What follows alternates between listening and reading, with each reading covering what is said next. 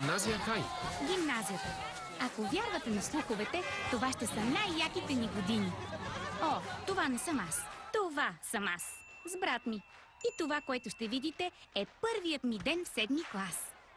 Готови ли сте, хора? Напълно готови!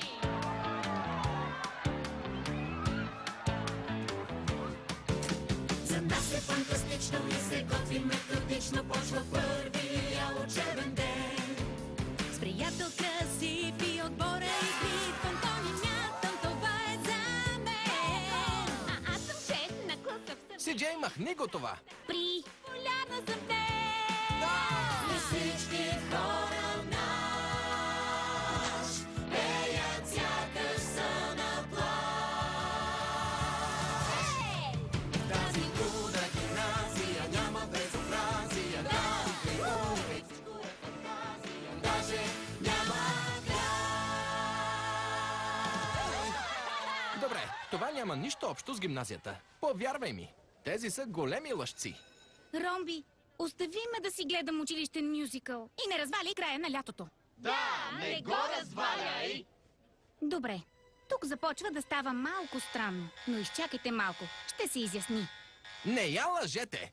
Изпейте го както е наистина. Хайде, хайде, изпейте истината. Пейте! Послушай своя брат за този наш учебен свят. Не ми остава време, уча без край! Какво? За двойките безброй не е в отбора. Вече трой треньорът каза, слагаме край. Радостта ни замря и премина в тъга. Съжалявам, хора.